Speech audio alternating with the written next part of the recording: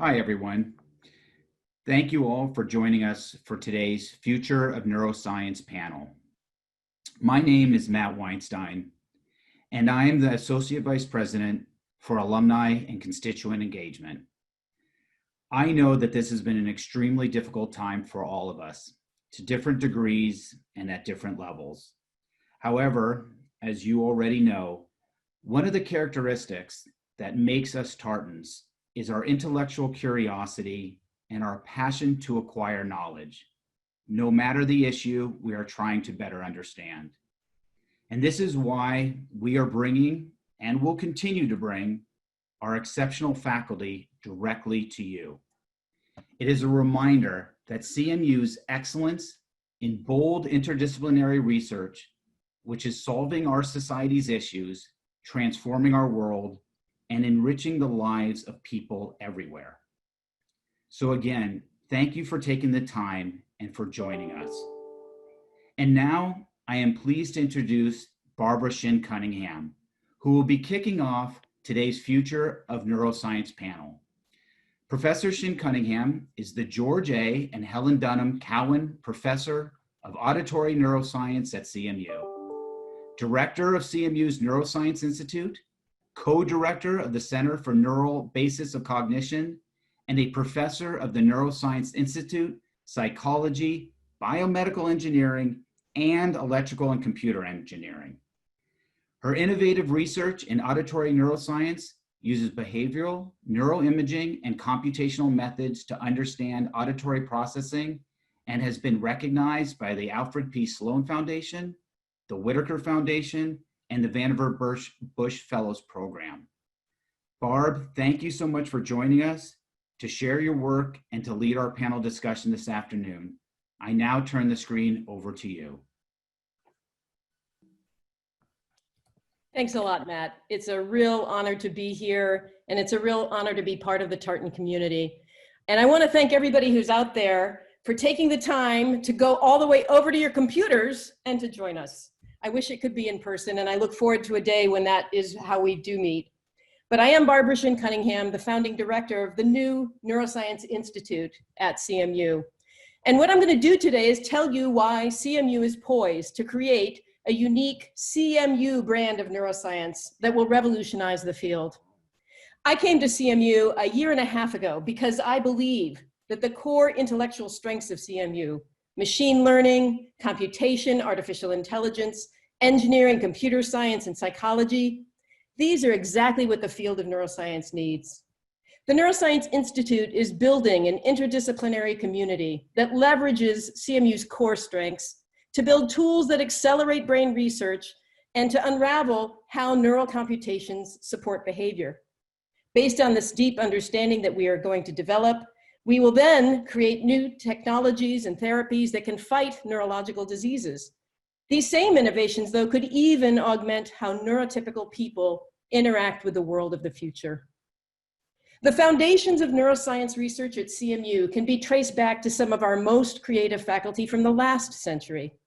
Simon and Newell won the Nobel Prize for groundbreaking work that gave birth to multiple fields, including not only computer science and artificial intelligence, which many of you may know, but also cognitive psychology. They were pioneers in realizing that the brain is the most sophisticated computational machine that exists. And they set out to understand how even the most complicated computations can be built out of simple elements and basic principles.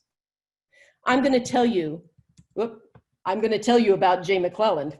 He came to CMU in the mid-1980s to join our burgeoning cognitive neuroscience community. But he recognized to relate abstract theoretical models of computation to physical processes in the brain, well, that requires interdisciplinary teams that include theorists, psychologists, and neuroscientists working together, developing theories, then testing those theories with neural data, modifying the theories, and then repeating this in a virtuous cycle. He helped found the Center for the Neural Basis of Cognition, the CNBC, which is a collaboration with our neighbors at the University of Pittsburgh. And the CNBC established us as leaders in the fields of computational neuroscience and cognitive neuroscience.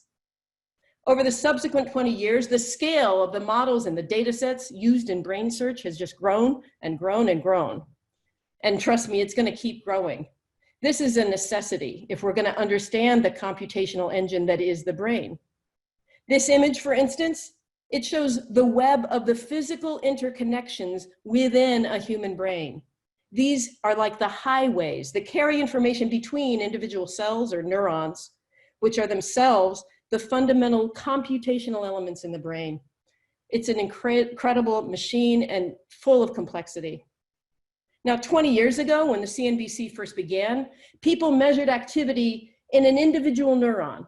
They put an electrode near a single cell and carefully, painstakingly quantified how that cell responds to various inputs.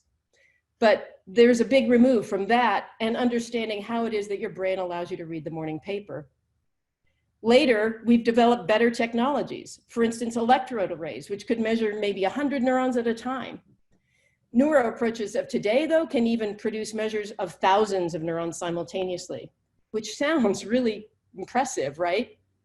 But even that isn't enough. There are roughly 100 billion neurons in a human brain. That is 10 to the 12th power. And even if you're measuring thousands of neurons at a time, predicting behavior from that, it's like trying to predict the outcome of the upcoming presidential election by asking your mom, your uncle, and your best friend how they're going to vote. To understand the brain requires even larger scale measurements. And it requires new technologies to take these measurements to get tens of thousands, hundreds of thousands, or even more neural responses at once. But then if you have those measures, that high density of measures, then comes the next trick, which is to make sense of all those responses. You cannot sit and analyze individual neurons like they did 20 years ago. We can't even use current methods. They simply don't scale to the size of the problem. We need new analysis methods that are automatic, such as from machine learning.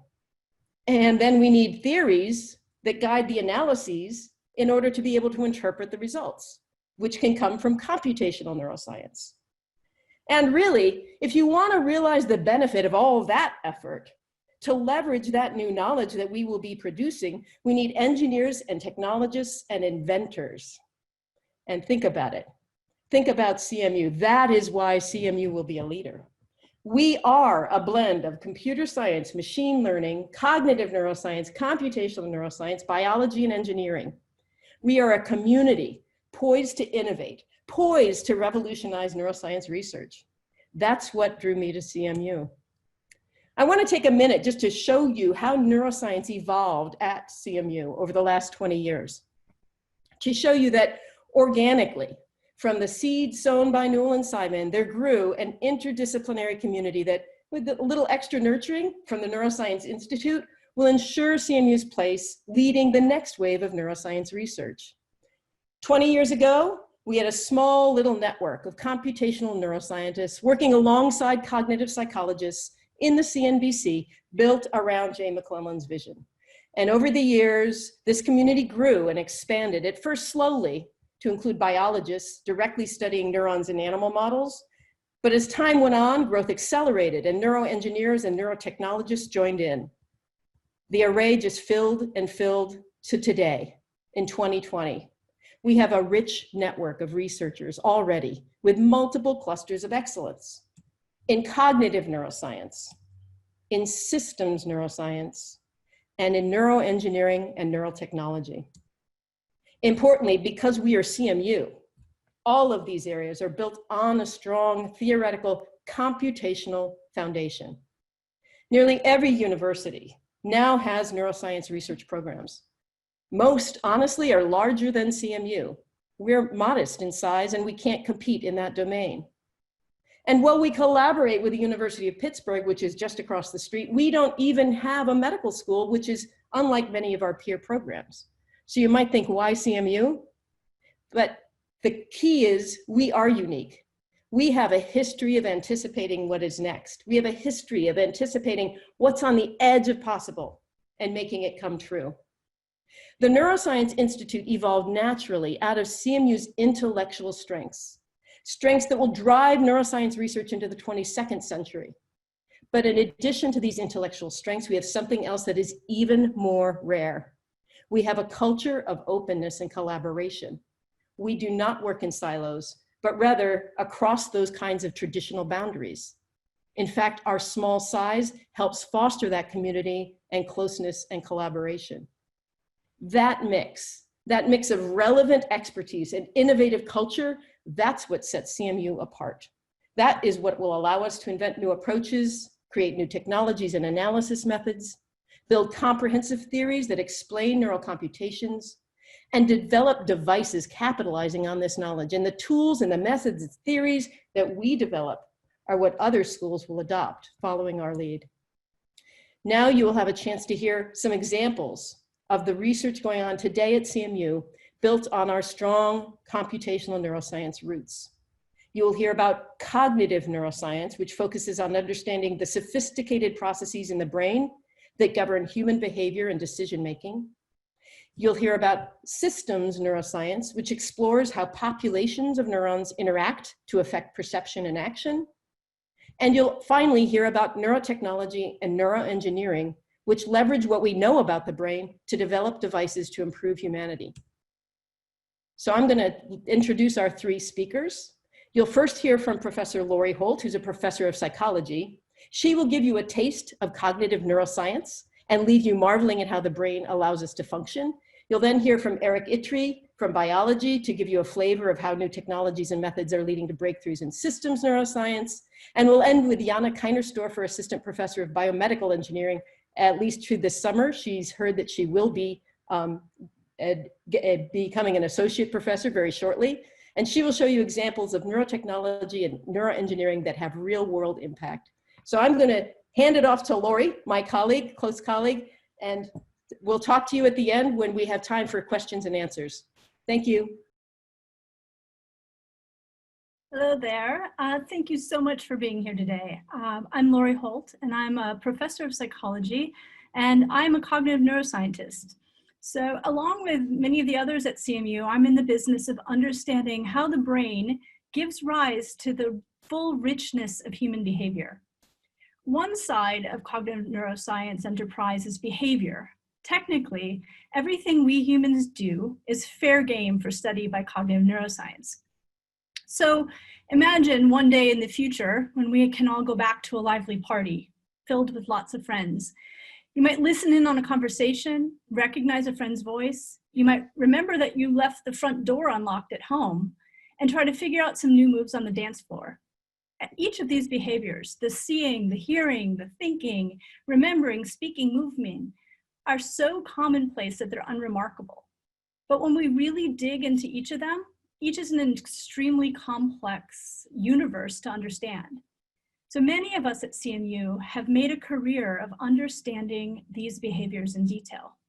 And as Barb noted, one of the core strengths of cognitive neuroscience at CMU is that it grew out of a long-standing tradition of excellence in cognitive science and psychology, the study of human behavior.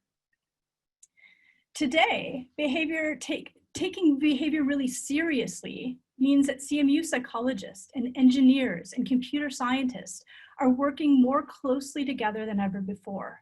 They're taking advantage of the opportunities that we have today for tracking and analyzing large-scale real-world behavior with wearable sensors and digital assistants. Take a digital assistant like Alexa, for example. When I began my career in science, we considered a database of human speech behavior to be really large and a little unwieldy if it contained speech from 50 talkers, each uttering 100 stereotyped sentences. Today, researchers have access to millions of hours of spoken language to analyze and understand. Data like these have simply never existed before. And cognitive neuroscientists like me are taking advantage of the unique opportunities at CMU because making sense of these mountains of data really requires just the kind of computational expertise that's present among our CMU colleagues in statistics and data science, computer science, and machine learning. And at CMU, these synergies already have led to large-scale projects that track the speech of children and brain damaged patients and students' behavior as they learn in real CMU classrooms. So cognitive neuroscience takes this enterprise just one step further to understand how this complex behavior is created by the extraordinary 3-pound organ between our ears. So over the course of my career at CMU, I've taught introductory neuroscience to around 2,000 CMU undergraduates, perhaps a few of you in the audience today. And at any university, it's typical to find a budding psychology or biology major in a course like this. But at CMU, things are a little unusual in that these students are joined by architecture majors and music majors and computer scientists as well as engineers. In teaching, I always begin by having students reflect on the fact that they're carrying around the single most complicated object in the known universe. The brain has on the order of 100 billion neurons or nerve cells, as Barb mentioned. Now, to put this in context and really think about it, we have more neurons than there are stars in the Milky Way. And each of these neurons is thought to be connected to on the order of 10,000 other neurons, resulting in some 100 trillion interconnections. And it's these very interconnections that make it possible to establish an extraordinary complex code that gives rise to everything that we humans do. And the work we're doing at CMU to decipher this code is crucial because subtle differences in these interconnections lead to disorders of cognition as widespread as autism, epilepsy, Parkinson's disease, depression, and dementia. Our job as CMU cognitive neuroscientists is to sort out this complexity, to understand the underlying computations, and then to translate these discoveries into approaches to real-world applications. So my lab's work is just one example. I came to CMU in 1999 to establish a cognitive neuroscience lab motivated by my curiosity in how your brain is doing exactly what you're doing right now, listening to my speech. So we humans talk all the time. These days it's often on Zoom, and it's so mundane that it escapes our attention. But really, every moment you're listening is an amazing feat of brain and behavior coordinating together. Right now, much like a puppeteer, the motor system of my brain is acrobatically coordinating the movement of around 100 different muscles to contort the shape of my face in order to create a code. This is causing tiny, invisible disturbances in the air that are carrying my thoughts to your brain. It's quite remarkable when you step away to think about it. And so right now, these tiny fluctuations are spreading through the internet today while we're not live together. And I'm literally infecting you with my thoughts.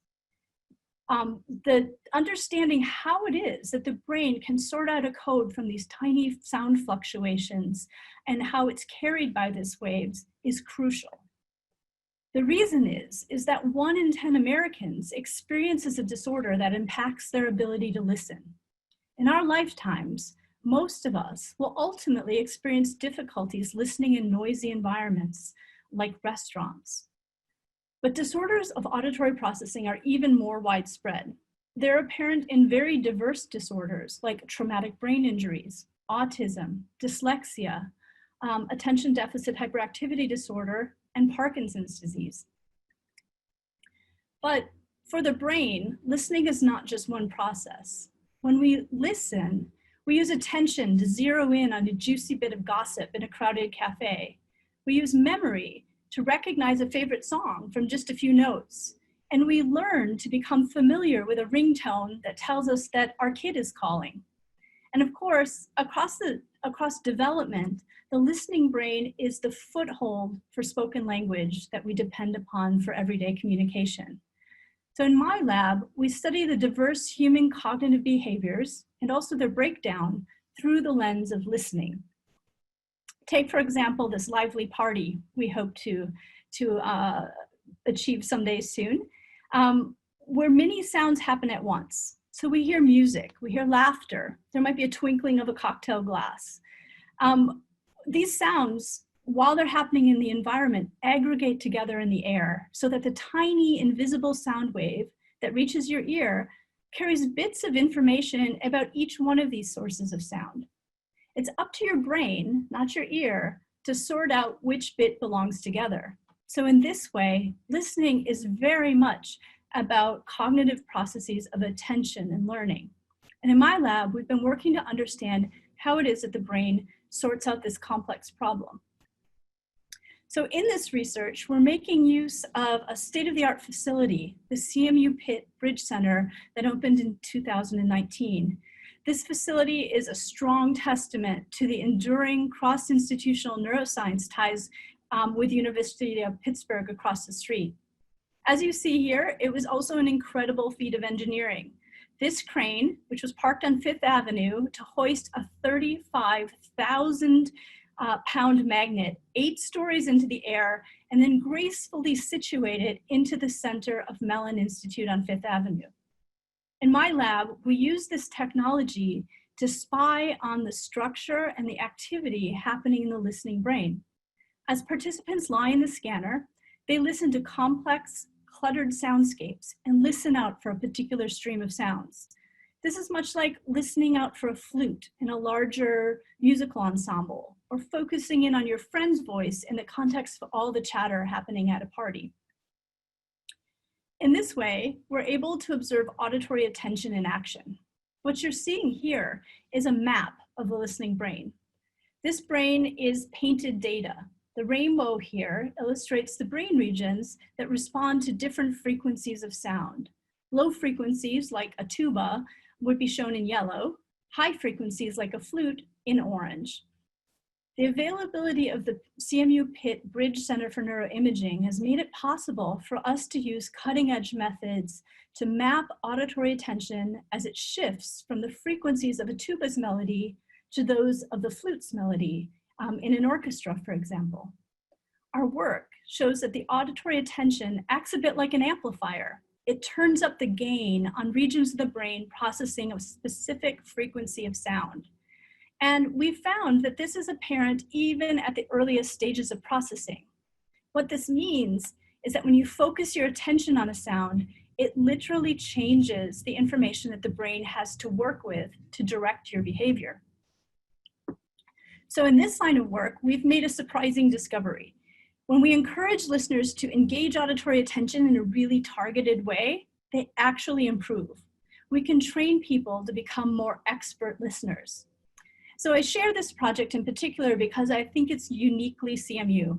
Our original approach to training the brain was, to be honest, very, very dull. If you were my participants at some time in your tenure at CMU, you have my apologies.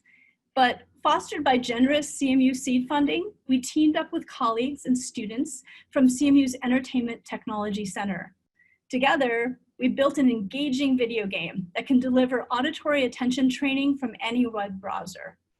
Our participants now ask if they can continue training even after the study is done. Now, what this collaboration has done is to advance our research substantially. We've discovered that the brain networks that support the learning to become an expert listener and its function, its effect on brain structure and function. This is having very real implications already in education and health rehabilitation. Right now, in this last semester, in partnership with colleagues from Carnegie Mellon's Dietrich College, Department of Modern Languages, we're deploying what we have learned from cognitive neuroscience right in CMU classrooms. Training the brain to become an expert listener is improving Carnegie Mellon students' learning of Mandarin Chinese as a second language. In health, we're applying our findings to some of the diverse neurological disorders associated with disturbances in attention. As an example, we're finding that adolescents with ADHD improve in their ability to attend to different frequencies of sounds with targeted training in our online games. And we're finding that targeted behavioral interventions can sometimes succeed even where pharmaceutical interventions are not. The big picture lesson that I take away from this work is that cognitive neuroscience seeds innovations that really, really impact the world. So I offer these examples of my work to leave you with a really larger point. I'm just one example of the fact that the opportunities for cross-fertilization at CMU have cultivated a really unique brand of cognitive neuroscience. At CMU, cognitive neuroscience is targeting real-world behavior, it's embracing big data, and it's translating from basic science to real-world applications. So thank you very much for your attention today. I'm going to turn things over to my colleague from Biological Sciences, Eric Yittry. Thanks, Lori. Let me just switch things over. And thanks everyone for coming today. All right, my name's Eric Yittry, and I came to Carnegie Mellon around the same time that Barb did, and really for several of the same reasons, chiefly that collaboration and innovation that's sprouting up all around. And like many labs across many departments, I study systems neuroscience, which aims to understand how the individual cells, those neurons in the brain, work together to orchestrate everything you think, that you feel, that you do. And it's this doing in particular that we primarily focus on in the lab, really trying to establish how our brains transform thought into action, and also the decision-making processes that lead to us deciding to perform one action over another. In this demonstration, even something as simple as sipping a cup of coffee from this mug actually requires a cascade of inputs, computations, decisions, and ultimately movement plans on how to get this cup of coffee to our face without spilling. And this really begs the question, how do we even begin to understand something as seemingly simple as this? So to achieve this goal, our lab has focused on three complementary pillars: technical development of new methods, targeted analysis of the first of the kind neural data that we're able to generate, and the application of this information to guide therapeutic interventions for diseases like Parkinson's, stroke, autism, and OCD. But first, let's start off by asking, how do we even begin to measure behavior? It actually turns out to be quite complex because the neural activity and behavior can be very variable. Almost all of our neuroscience ends up doing very reductionist tasks, like reaching for a target, performed thousands or even tens of thousands of times to get an average behavior and an average neural signature. In Lori's cocktail party or right now, we know that we just don't do that in real life. It's not natural. The alternative is worse. Take video and annotate by hand, which is just be a huge pain, and comes with its own set of problems about user influence and bias. But we're CMU, home of machine learning, so what do we decide to do? We invented a new analytical package that uses computer vision to assign these points. What we're looking at is a mouse in a large plastic box, and those points that we see are actually assigned by the computer vision. They're not real. But what we do with those points on the hands and the feet or the face and the tail is that we then extract the relationship between these points, yielding behaviors. It's this relationship that we are after. Walking looks different from grooming, and by creating this algorithm, we solve the issue of extracting behavior. However, the need to reveal behavior itself actually extends much more beyond our purposes in the lab. We're looking to apply these algorithms to decode American Sign Language, determine someone emotion, and improve autonomous vehicles. A particular problem with autonomous vehicles is to extract meaning from a scene. From this image, it might be difficult to tell what President Farnham is doing, and therefore how much buffer room a car should provide. Is he just standing there? Is he strolling? Maybe he's running with his hands out. And we would want to give more room depending on what he is doing.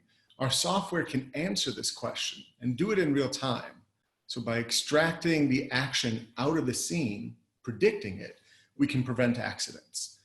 So now that we can capture and quantify all different kinds of behavior, we then need to discover the signals, the neural activity that led to that behavior. As Barb pointed out, current methods of sampling neural activity are akin to asking what three people think should be president. And the electrodes themselves are bulky, which can lead to more brain damage when they're placed into the head. They're very fragile, and they're not customizable to a researcher or a neurosurgeon's needs. It's a one-size-fits-none situation. But again, at a place like CMU, you'd expect that maybe, I don't know, we could custom 3D print a better and stronger electrode. So that's exactly what we did in partnership with our lab and the lab of Rahul Panat in mechanical engineering. What you're seeing here, including the circuit board, is all 3D printed from strong and inexpensive materials. And it's at a sampling density 6 times greater than what's currently possible. It's so customizable, we can even print the letters CMU into an electrode. But in real life, what we'd use this for is to create a precision medicine device tailored to the exact curvature, the bumps and grooves in a patient's brain. And this can be used to treat an epileptic child or to move a robotic arm for a soldier who's lost his limb in combat. Moving beyond neuroscience again, we can make these 3D printed shanks actually hollow so that they can be used in drug delivery, providing potential inroads to treatment of non-neurological disorders like diabetes. So how do we put this all together? I'll use the mouse. In this particular case, we're looking at a part of the brain called the basal ganglia. The area is seen here in yellow, green, and red. We're going to look through the brain. On your left is the front, and the back is, or on the right is the back. And the basal ganglia is part of the brain that goes awry in diseases like OCD and Parkinson's.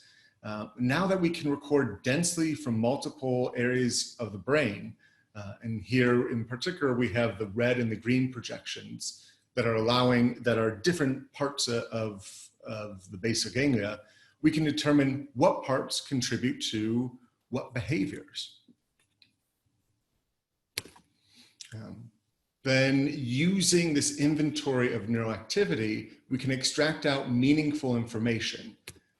Here I'm showing a technique developed by Byron Yu, who's in engineering, to plot the population activity of neurons across 10 different reaches that a mouse made to get a better sense of how all these neurons orchestrate and work together in order to get a reward for reaching, just like you might get a reward for reaching for a cup of coffee.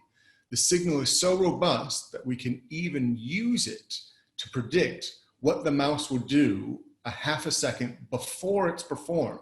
Here we have an image of what the animal actually did and what we're predicting, enabling us to really do mind reading with our electrodes and analytical techniques. We can then use this information to guide therapies. Based on this information, we've developed unique ways to stimulate the brains of mice with Parkinson's disease, shown here on the left. The lines represent the mouse's position as he runs around the cage that I showed earlier. As the mouse has Parkinson's, it doesn't move much. After stimulation, however, we see that normal behavior is restored. The animal is walking around all over the place. And we are currently working with neurosurgeons to translate this pivotal advantage to treat patients. Additionally, work from Aaron Giddis's lab in biology has been able to potentiate this advance. These effects are only on the course of minutes, but with research that she's done, she's able to change this effect from minutes to hours to even days. So I hope that overview of the work that we're doing and the work that several others are doing here at Carnegie Mellon has been insightful. The systems neuroscience here are really trying to see what it means to sense, to feel, and to do from the level of an individual neuron on up to the whole brain. And in doing so, we're uncovering the fundamental properties of neurocomputation that we can then use to better overcome neurological disorders. And with that, I'd like to pass it off to Jana.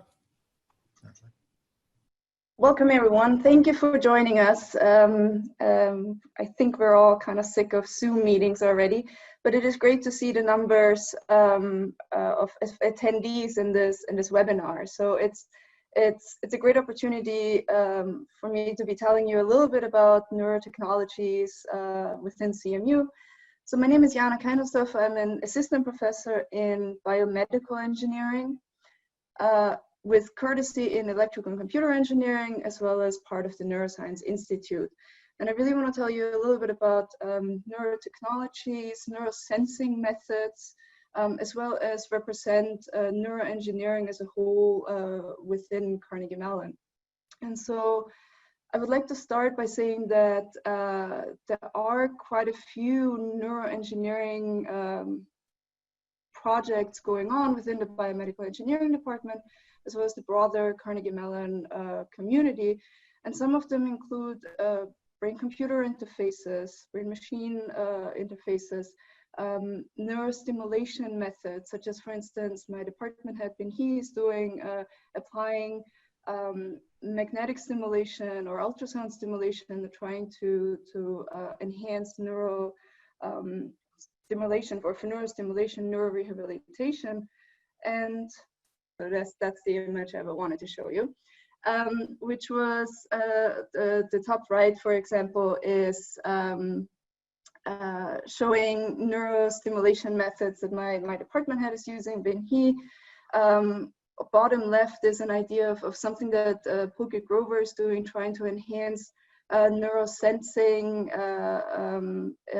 methods using electroencephalography. But as I said, what I want to talk about today is neurosensing methods, in particular in the realm of traumatic brain injury. So if you can imagine a car accident, for instance, a lot of things can happen to the human body, and I am in particularly interested in trying to see how we can apply imaging methods to evaluate what is happening to the brain. How do we see inside the brain and can predict if someone after a car accident is going to have cognitive deficits? So ideally, what we would want is that if the patient comes to the hospital, that we can just slap something onto the head from the outside and monitor continuously what is happening to the neurons, what is happening to blood flow in the brain, is there enough oxygen delivered to the neurons, and also, for instance, can we measure something like intracranial pressure, so the pressure inside the head. Very often after traumatic brain injury, but also in other diseases, what can happen is brain swelling and therefore an increase in pressure inside the head, which could lead to neurological deficits. So the question is, how do we see inside the brain non-invasively and continuously? And so the methods that we have available, for instance, to actually measure pressure, so intracranial pressure, are quite invasive. So that is an example of how clinically pressure is measured right now inside the brain, which is you drill a hole, stick a probe inside the brain and measure the pressure. So that is, of course, not desired for every patient. And so one of the things that my lab is trying to overcome is the invasiveness of this pressure sensing on its own. Clinically, what is available to image the brain is, for instance, magnetic resonance imaging, so MRI, that is measuring, is displaying the brain in 3D, very high resolution. It's a beautiful imaging method. We can also use MRI in terms of functional imaging, so functional magnetic resonance imaging. And we can say something about blood flow and therefore neuronal changes within the brain. However, this machine is definitely not bedside compatible, and also patients with any form of metal inside their body cannot be put in the MRI machine. So another example would be CT imaging, Similar idea, CT, computer tomography, gives us an image of the brain in 3D, a very nice structural imaging method, but it does not tell us anything about neuronal activation. It does not tell us anything about perfusion for the most part, or blood flow in the brain, and it definitely does not tell us anything about pressure inside the head. One other method that is heavily used is electroencephalography, EEG, that measures neuronal activity directly based on voltage changes in the head. And it's a much more portable imaging method, as you can see in this image, so it can be used at the bedside, but it has its drawbacks as well. And while it tells us about neuronal changes, really blood flow changes that are impacted by intracranial pressure are not being measured. So what my lab is doing is, the way I like to describe it is, we shoot lasers on people. The reality is we use light, we use near-infrared light, and to measure brain activity. And so the reason we're using red and near-infrared light is quite simple, because it actually goes through multiple layers of tissue. And what I'm describing here is something that should be intuitive to you, which is if you take a flashlight and you put it in your mouth, your entire head lights up red. So that means, so that's shown here, so that means if you use red light and put a laser pointer, it's really oftentimes not any more powerful than a laser pointer that I would be using to point to the screen if I were presenting in real, in front of you right now at a screen. So we're using lasers that go, where the light goes through the skin, through the bone, through cerebrospinal fluid, interacts with the brain, comes back out again. And what we measure is then the reflected intensity from the brain, so light. And from that, we can draw conclusions about how much oxygenated and deoxygenated blood is there in the brain. And so very often we're using this to look at hemoglobin changes that are related to neuronal functions. So whenever the brain is active, whenever neurons are firing, there's a demand for oxygen. And so hemoglobin, so there's an increase in blood flow and an oxygen supply in the area where the brain is needing oxygen. And so we can build those methods small and portable, such that they're bedside compatible. And based on just light interaction with the brain, we can say something about blood flow and hemoglobin changes that are related to neuronal activation. But what we have also found is that the hemoglobin concentration and this blood flow change can actually be used to quantify the pressure inside the head. So what we're doing is we're placing optical sensors, so really laser pointers and a couple of detectors on the head. We measure blood flow over time, and based on using a machine learning algorithm, we can then quantify intracranial pressure. And so to give you an idea of how well this actually works, this is an example of data on a preclinical model where we really show a very nice correlation between an invasive pressure probe. And remember, I said you need to drill a hole, stick a probe through the skull to measure pressure inside the head, versus our non-invasive measurement based on just a laser pointer and a couple of detectors. And so this work we're currently translating to the clinic to measure children with hydrocephalus. So we're working with UPMC dominantly. We have collaborations with ECE as well on the data analysis side. So it's a multidisciplinary project. And the applications really range from trying to optimize treatment for traumatic brain injury, monitoring stroke patients over time, as well as even looking at diabetes over time.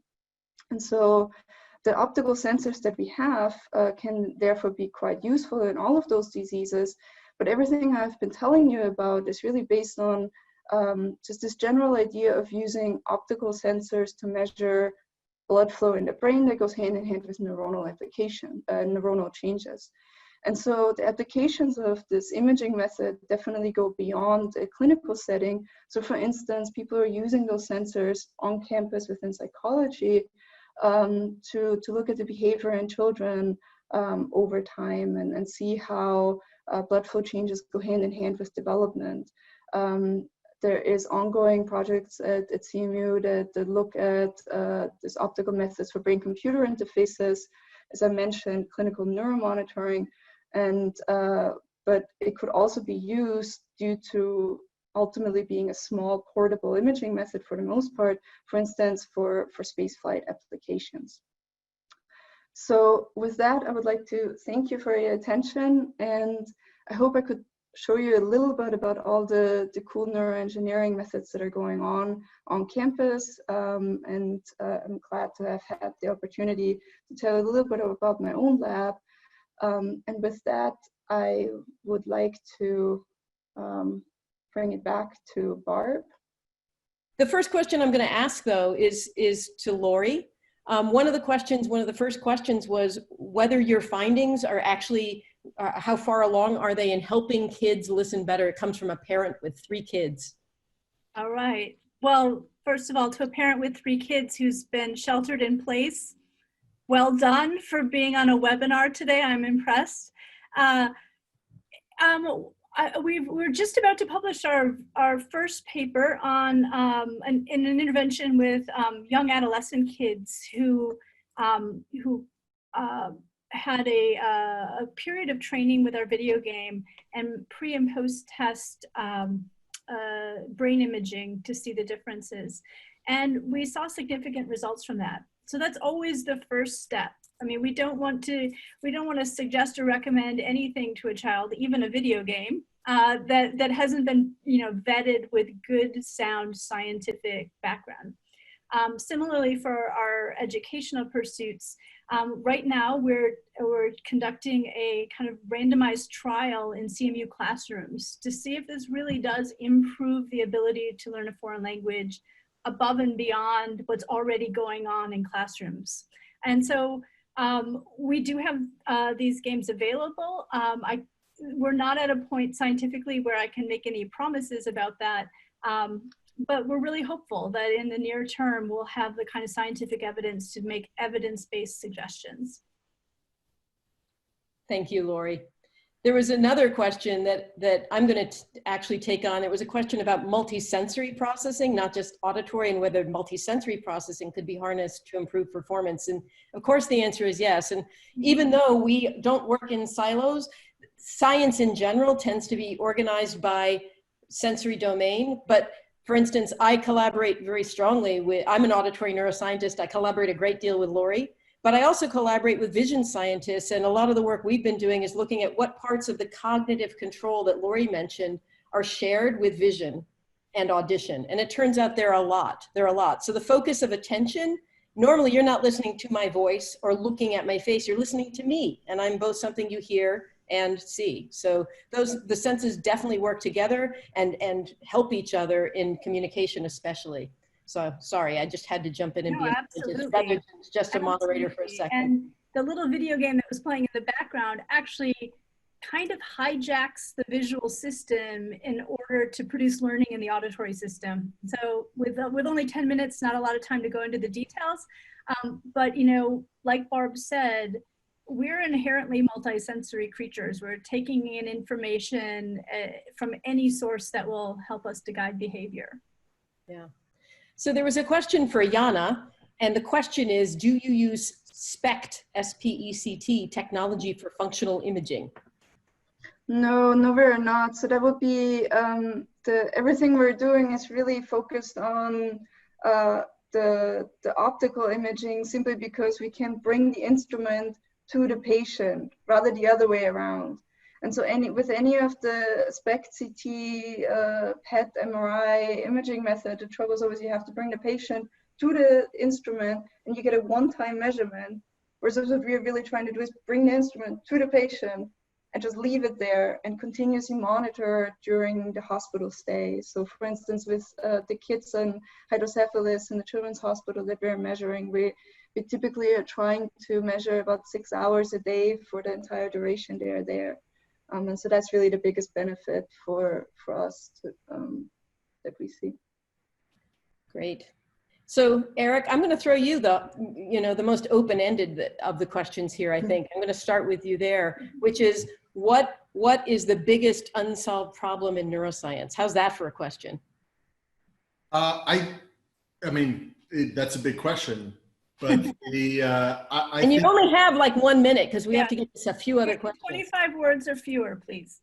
I think it's already been brought up in different ways. The brain is very big in terms of numbers of neurons, numbers of connections, and it's doing a whole lot of things. And thus, with any of these methods, we're only capturing little bits and pieces. So how do they all work together? And to be able to get that at the level of the neuron, but on the scale of the brain, figure out those interactions. And I would just jump in. I was at Boston University for many years, which has, is a wonderful place. But one of the things I'm loving about being at CMU is that there's an openness to understanding other people's research who look at different scales of the brain. And it's only, I think, by combining those different scales of looking at the neuron, looking at the networks of neurons, looking at how that relates to behavior, that we're really going to be able to solve these big problems. And it's one of the reasons I'm excited to be here. Yeah. There was a question for Jana. I'm trying to find it again about going into space. Where was this? Sorry. As someone from the space flight field, I'm interested in the accuracy and precision you're getting with NIRS for ICP information. Oh, yeah. So we just published a paper that essentially shows that we can measure intracranial pressure within about less than 4 millimeter mercury precision. So I know for everyone else, that's a very detailed answer, specific. Sounds good, though. It is essentially, any clinician is telling us that if you are below 5 or even 10 millimeter mercury, it's great. So I'm very hopeful that that kind of precision that we can really translate to humans. So we're testing, it was all preclinical study, but we're seeing very similar trends, or we're recording from a clinical population right now where we can have the ground truth validation as well in those children that are having an ICP sensor. I personally would love to get involved in space flights, because especially with the recent launch also with SpaceX and NASA on efforts that Blue Origin are having and such, I think one of the biggest issues I'm seeing is astronauts coming back with increases in intracranial pressure, or at least hypothesized increases in pressure that could also lead not just to cognitive deficits, but is also possibly linked to some of the glaucoma issues and blindness in astronauts. So whoever asked this question, please get in touch. I would love to talk more about that. I would just say there's so many questions here. We're not going to be able to get them all. They're really great. All of us are available online. If you go to the Neuroscience Institute website, you can find each of us and address us individually. I will take some more questions here, but I just wanted to get that out before people have to leave. I don't even know where to begin. One of the questions that is kind of straightforward is have you considered the ethical consequences of neuroscience? And it's something that I have worried about a lot. And indeed, I mean, each of us takes that very, very seriously. And there's very, very, very high bars to do anything that will change how a person reacts, or change their, not just change them physically, but change the brain itself, change through learning even. We have to worry about whether the things we do change how people interact with the world. And so that's something we're very involved in, and work with people here in philosophy, for instance, who are very worried about the ethics of various things, from cyber problems to brain problems. So yeah, that's absolutely a really important problem. Let's see here. Are there good, any interesting projects involving the music department in the Neuroscience Institute? How's that for you, Lori? Can you give an answer to that one? We do have a connection to the music department at CMU through our colleague, Richard Randall. And in fact, Barbara and I and Richard have just begun a project to understand some of the the underlying mechanisms that might be driving what others have reported to be an influence and a therapeutic effect of music on post-traumatic stress disorder. And so the question is, people have seen this, people have reported this, why exactly would that be true? And so we're just beginning a project, like just in the middle of this pandemic, it's being launched. And so we're looking at the way that attention might be kind of hijacked by really highly salient emotional kind of events in an object in one environment, and whether those pathways that are operating efficiently and naturally under normal circumstances can be kind of hijacked and sensitized in PTSD. And so this is kind of triangulating between Barb's lab, my lab, and Richard Randall's expertise in music. And so I think that's extremely unusual to have those kind of connections at a university, and it's been a great help for us. And in fact, there's undergraduate coursework that crosses between psychology and music through Richard Randall's teaching. That actually leads to a question it's high up on the queue, so I can't read it verbatim, but somebody early on in the queue asked, how can an interested undergraduate participate in neuroscience research at CMU? And I think the answer is all of us would be excited to work with someone. Maybe Anna, you could take a stab at telling us more about how would they get involved? Well, it depends on which department they're in, but pretty much any department has the opportunity for undergraduate research. So it's a course number that the students can register for. So I usually highly encourage any undergraduate, regardless of which department, to just get in touch with the professor that you're interested in. Just shoot an email and say, hey, I want to learn more. And then I'm always happy to meet with undergrads and find projects that are helpful to my department, but at the same time, a very good learning experience based on the interest of the undergrad. So I'm trying to tailor that as much as possible. So it's one of the things that I find absolutely amazing at CMU is how easy it is for undergrads to actually do research. And so that could be either during the semester for the units and credits, or any of the SERP, whatever, summer fellowships that are still going on remotely. So the short answer is just write to whoever you think is doing the coolest research and get in touch. So Eric, there's a question for you. Are you reversing Parkinson's disease in a disease modifying way, or are you just treating the symptom, the movement disorder symptoms in the example you showed? That is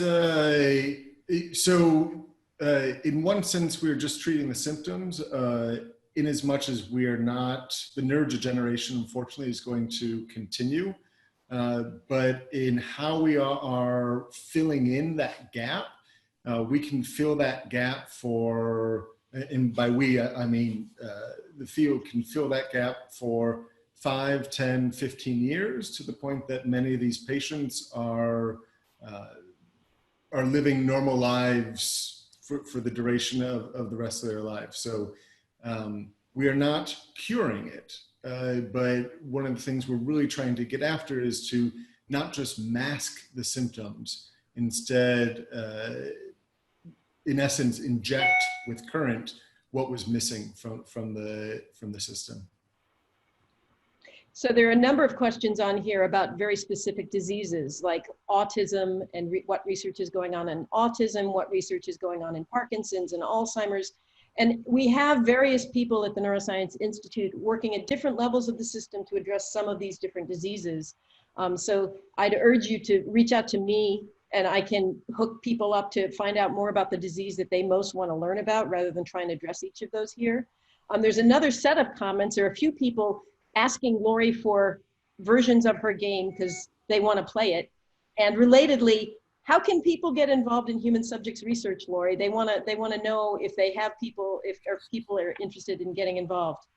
Now is the time, because with the shelter-in-place orders, researchers are sheltering in place too, and those of us who depend upon human subjects are re-envisioning how we do our research, and a lot of that is online. And so In the last couple months, we've been scrambling like mad to think about new and improved ways of doing things. And so things are in the works, but I would invite you to visit my website where we have a section on participating. And if you get in touch with us, we will do our best to direct you to opportunities, which are like always changing and adjusting. And these days can be as simple as sending you a web link to participate. Yeah. Jana, could you say a few words about how you've incorporated machine learning into making sense of light sensing blood flow? So the specific series, what we really measure to then extract intracranial pressure is, it's a feature-based method. So we measure at every heartbeat, we measure the blood flow cardiac waveform. And so the shape of that waveform in blood flow that we measure optically is related to intracranial pressure. And so the form of machine learning that we have done is, because we had the ground truth intracranial pressure to compare to, it's a feature extraction based method, and we use regression forests to extract how then the waveform changes with pressure, and that gave us the good results. And just really quickly, is one person wants to know, are you about consumer neuroscience? Are we developing devices for the real world? And Jana, this was particularly directed at you. So can you just mention? I hope so. I mean, ultimately, any of the things that I develop for clinical use should be adopted either by companies or if any of my students are listening, students that want to go into industry and take this. We are still in the research stage, but given that we are in the clinic actually measuring children with hydrocephalus, I'm hopeful that the methods we're developing will be adopted in the clinic. So then call it consumer-based soon. But please don't ask me how soon is soon. Yeah. Depends on the results from the clinic. Yeah.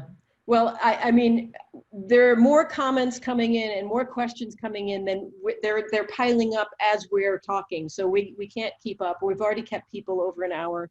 I want to thank everybody involved for your participation. Jana, Eric, Lori, I really look forward to seeing you in person soon.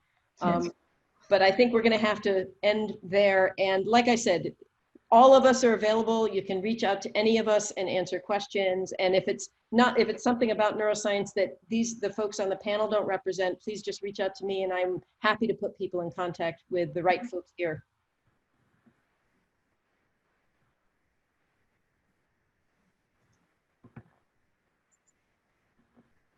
Matt, you're muted. Sorry, can you hear me now? We're good? Well, first and foremost, thank you, Barb, Lori, Jana, and Eric for this inspiring opportunity to learn more about your research and the groundbreaking neuroscience research happening at CMU. And yeah, I do want to second to all of those who sent questions and we didn't have enough time to answer. Please know that by next week, we will be sending you each of the faculty members' websites so that you can hopefully continue this dialogue and get your questions answered. So again, thank you all for joining us today and for your thoughtful questions and comments.